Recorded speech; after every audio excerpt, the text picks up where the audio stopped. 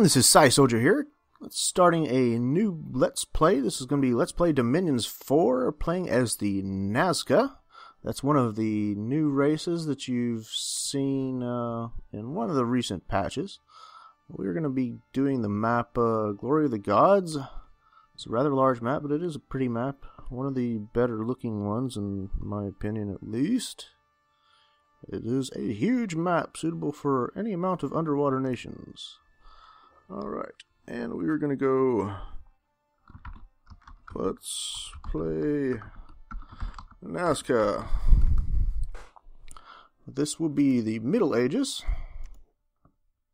I would have kind of liked to do a Disciple game, but I tried this earlier, and I had attempted to cluster the start positions, and on ending my first turn, the game crashed because apparently two nations were sharing a capital or some crazy nonsense like that. I'm not entirely sure what caused that, but yeah, I don't want to go through that again.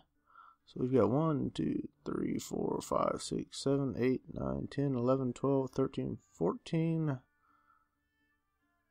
14 nations should be fine. Put everybody on difficult.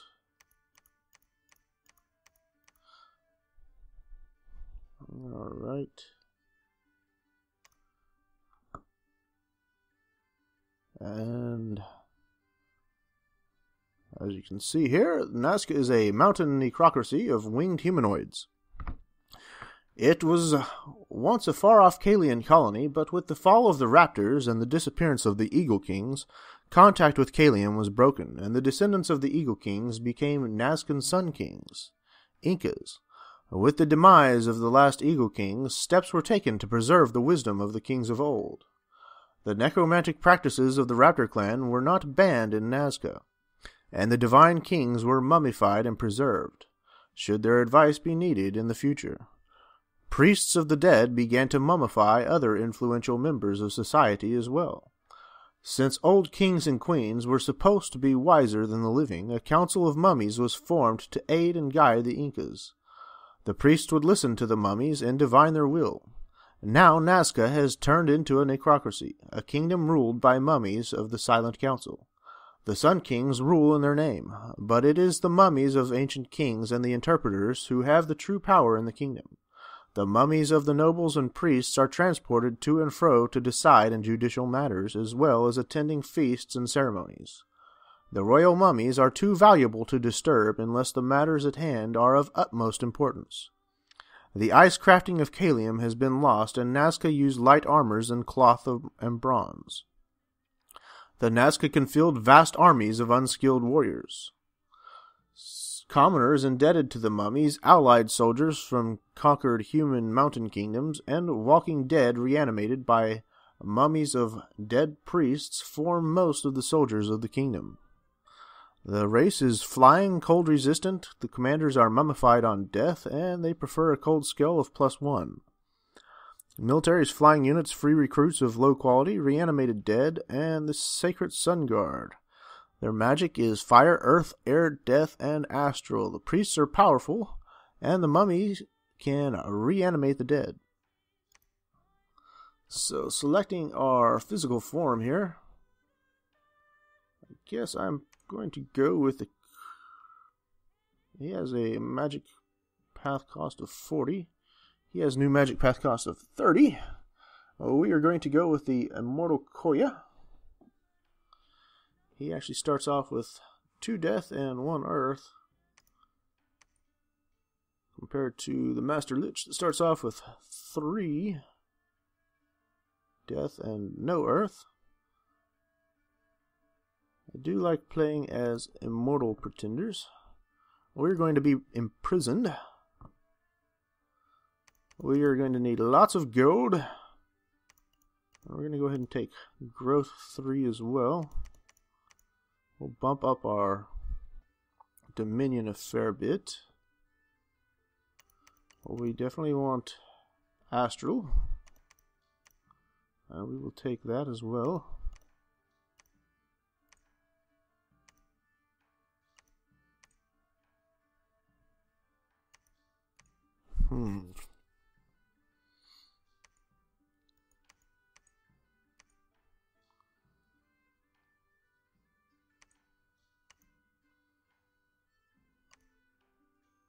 Alright, that looks good to me. We got 2 Earth, 4 Astral, 4 Death, and 2 Nature. So our blessing will not be particularly strong. I could actually take a couple more points in the cold here and bump up some of this even further.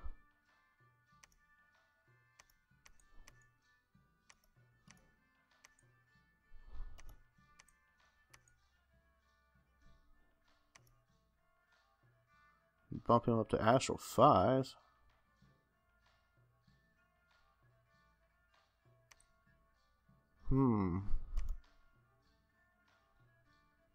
But you know what? Our income is looking pretty good right now as it is.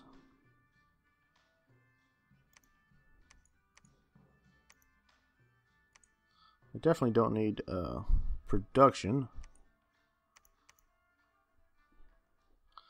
I'm quite tempted to just go with that right there. I would always like to have more astral because I like to be casting wishes, but I can always get there through other means. Alright, yep, that's good. We're going to go with that. We have 0 design points left, so that's fairly efficient as well. Our name shall be Psi. Do I not have capitals?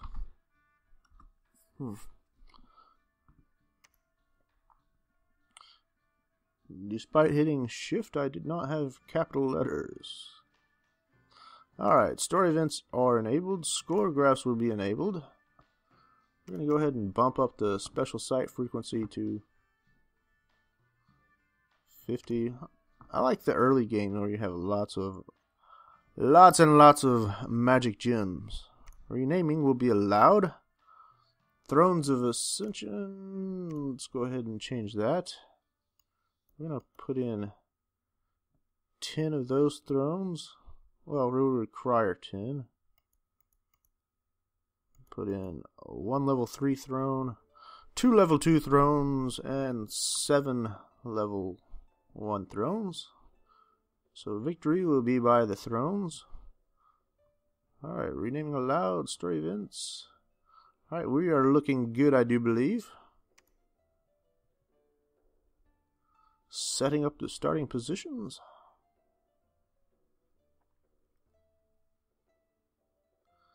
And hopefully we have no problems here like we did the last time I tried to do this.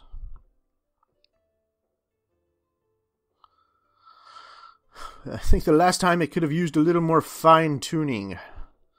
Not setting 2 nations in the same province, for starters, would have been a good thing to do for fine-tuning. I think it skipped the fine-tuning last time, actually.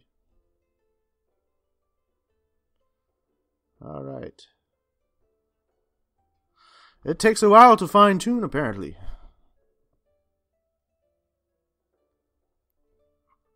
Well, if you ask me, I think they should probably actually just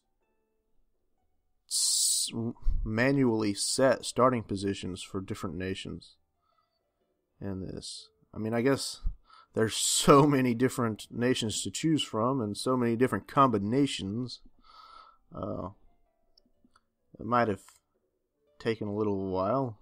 Maybe better to just go ahead and have the game do it itself, but had the creators of Dominions 4 manually set those, might have worked out a little better.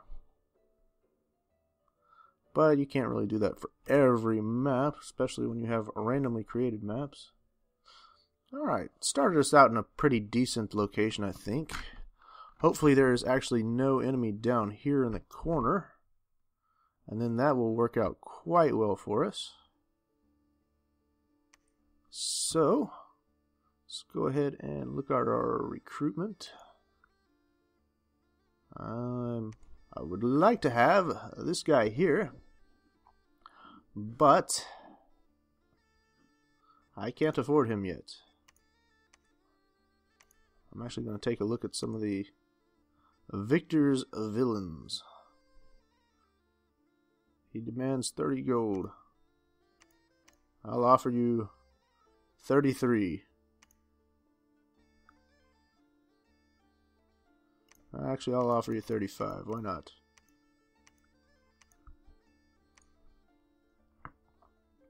Alright. Let's go ahead and end our turn, I do believe. I have an income of 439.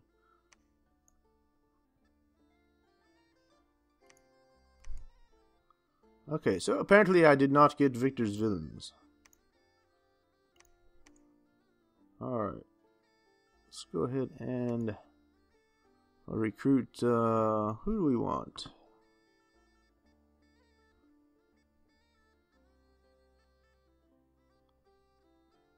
Let's go ahead and take some of these archers here.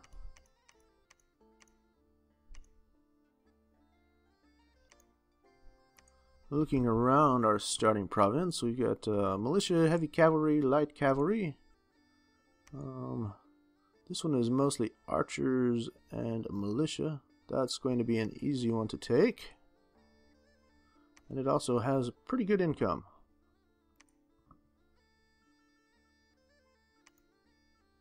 What can we add? Tell you what.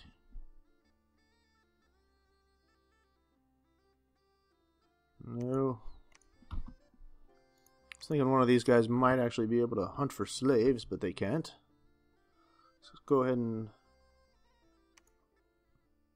end our turn here.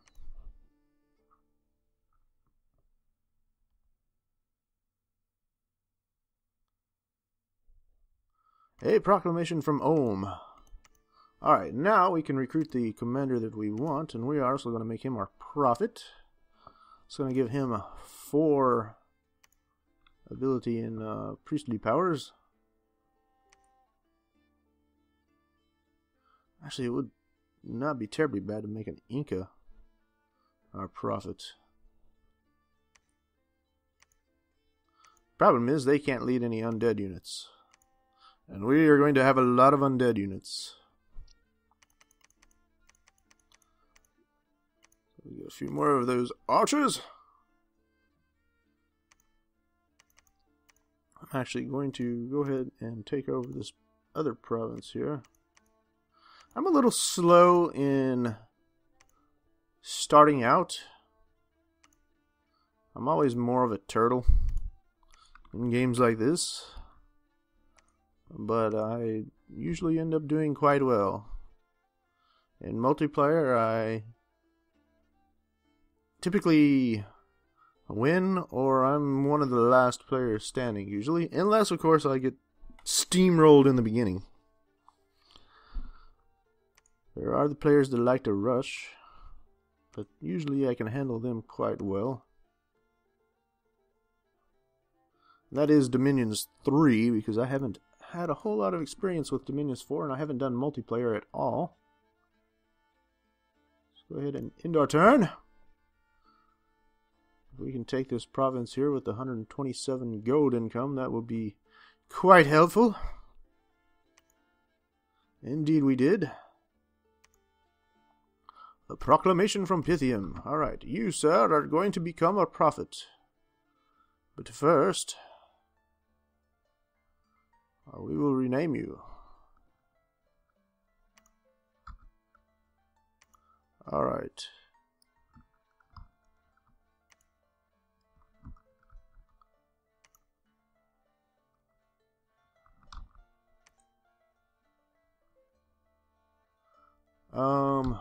There we are. You shall be the Dark Lord.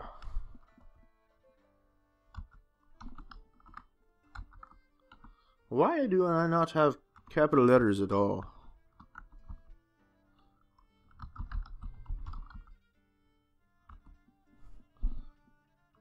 That's rather annoying that I can't use shift and make a capital letter. Now then, the Dark Lord shall become our prophet. And who will be the next target? I think these heavy cavalry and infantry.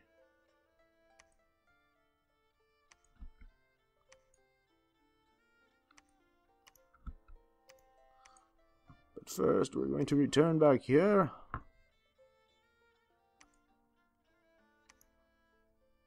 And let's take a few more archers.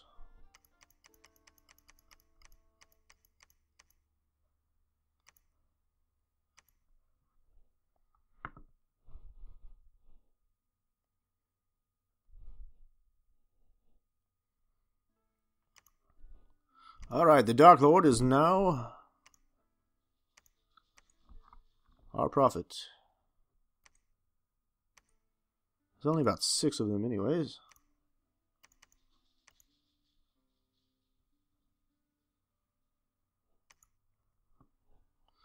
Very good then. I think this is going to be a good spot to go ahead and end this video. So as always, if you enjoy our videos, I hope you'll like and subscribe. And we will see you again soon. Thank you very much.